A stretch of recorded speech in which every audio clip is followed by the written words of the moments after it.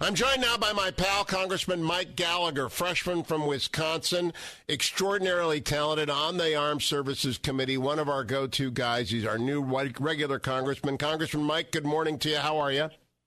Good morning, Hugh. I'm well. Congrats on the new show. It was fantastic. Really enjoyed the interview with Pompeo, my predecessor in the slot. And I hate to interrupt your clinical shaming of the Senate on healthcare to talk about national security, but I hope you heard some of that firepower for defense, because we're headed in the right direction in the House. And if the Senate screws defense up, too, that would be even worse. Well, the shaming of the Senate is necessary because I think I just said to a senior Republican, the Republicans don't know how to sell anything, Mike. And as a freshman congressman, you must be extremely frustrated because your seat's a new seat, and it's going to be one of the ones threatened by the incompetence of Dean Heller and the rest of them. It's extraordinary. What do you think as a freshman there that you just had to sell a Wisconsin swing district on sending you to Washington? You helped get the bill out of the House, and now you're trying to get rid of sequestration. But you look over at these dinosaurs in the Senate who they don't have a clue.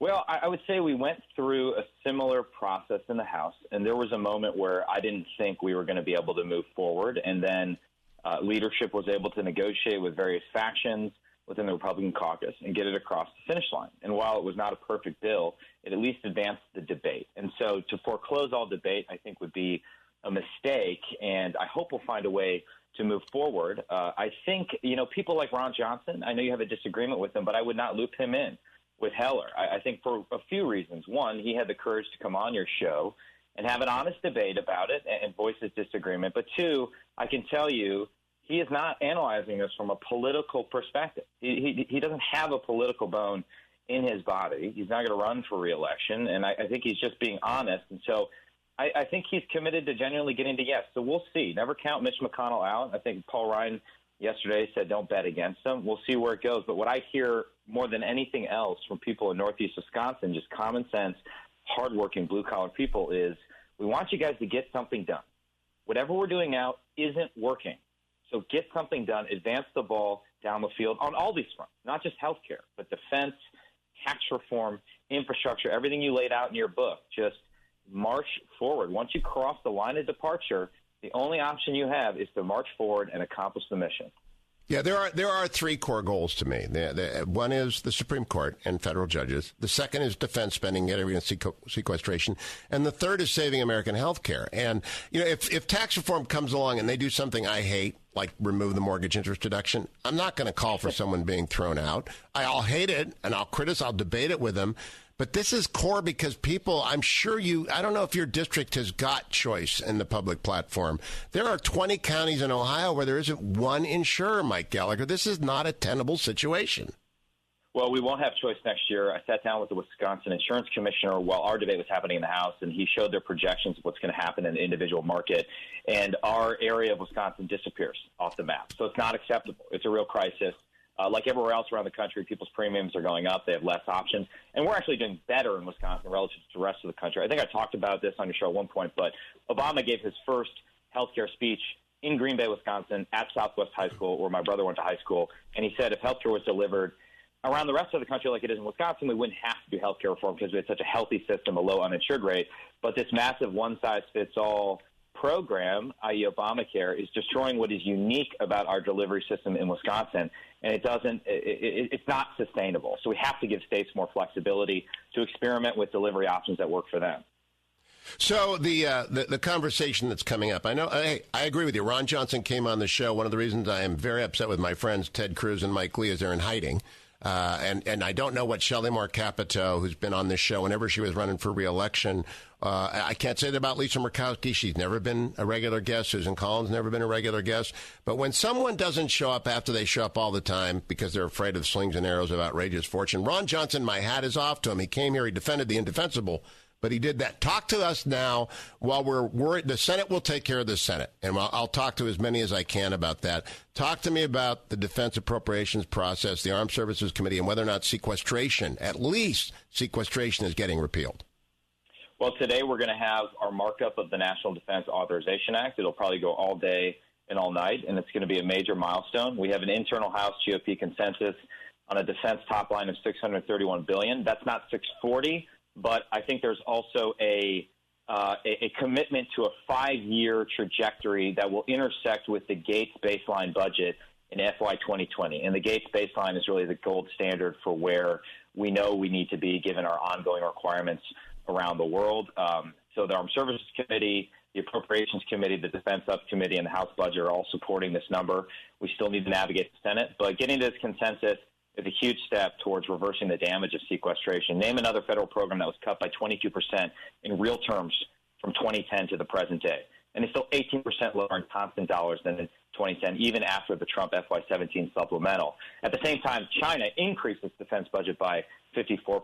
So I think this is a win for defense hawks if we can get it done today. Obviously, there's a lot of hurdles we need to clear, but it also is getting us in the direction of 355 ships. I know you and I have been critical of the administration's initial budget requests on that front, but this will actually, thanks to the leadership of Sea Power Subcommittee Chairman Rob Whitman, will make the official U.S. policy to have a fleet of 355 ships as soon as humanly possible. It will enshrine into law a 12-aircraft carrier requirement. And as you know, I don't have to tell you, given that 4 carriers are typically needed for every 1 deployed, a fleet of 12 allows the Navy to maintain 3 overseas conducting vital missions. This carrier math will allow the U.S. to maintain 1 carrier in the Gulf, 1 in Asia, and 1 in the Med, which is absolutely essential if you take a look at the world right now. And it's also achieving some efficiencies while providing equipment to warfighters. So we're using multi-year procurement authority for DDGs and SSNs. We're going to say 15%.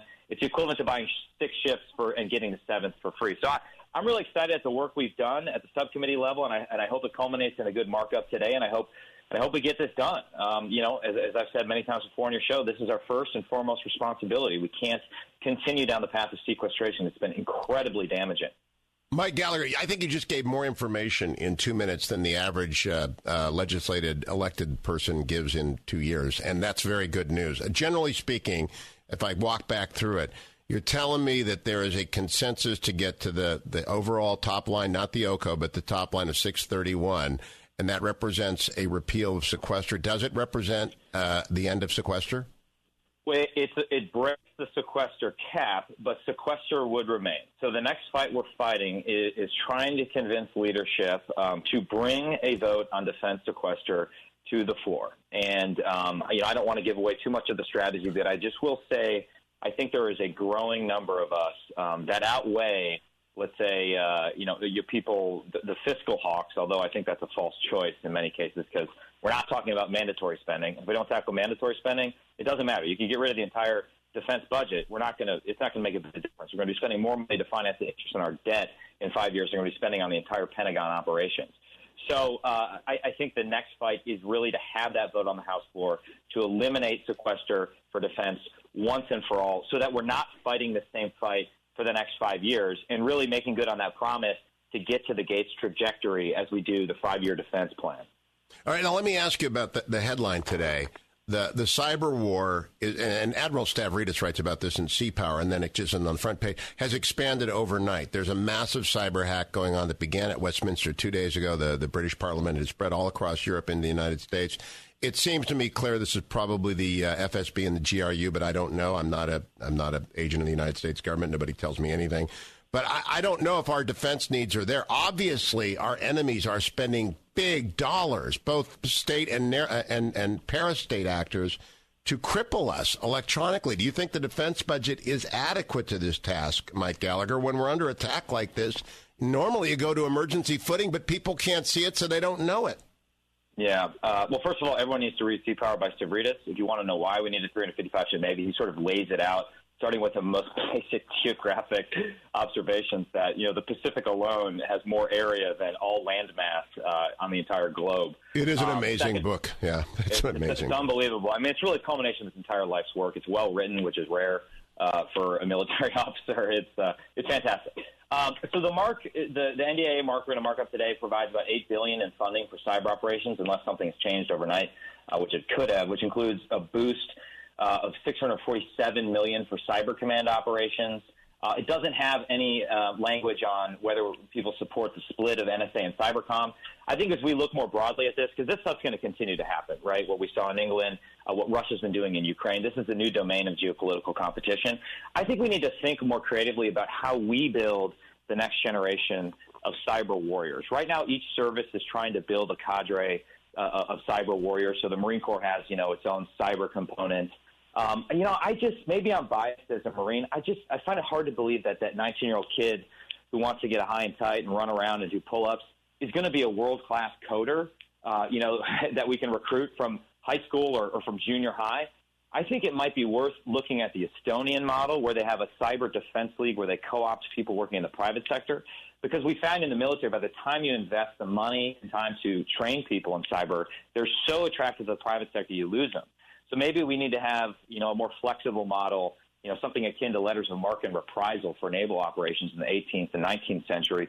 Or we need a separate academy, a cyber academy, distinct from the Naval Academy, Air Force, or West Point, to train the most talented kids in this field in high school, and they'd have their own culture, and they'd learn to deploy with the other forces. So we're thinking through some of those options. We're trying to put together a symposium in Silicon Valley, maybe do something with DIUX out there, but this is not going away.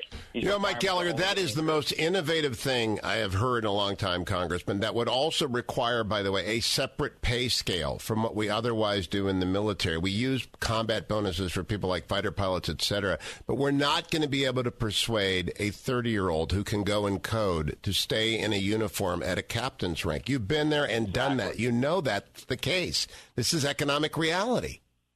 Exactly. So, well, listen, to the extent you think it's a good idea, we could use your help in developing it. And I just think, I don't know what the landscape of cyber competition is going to look like.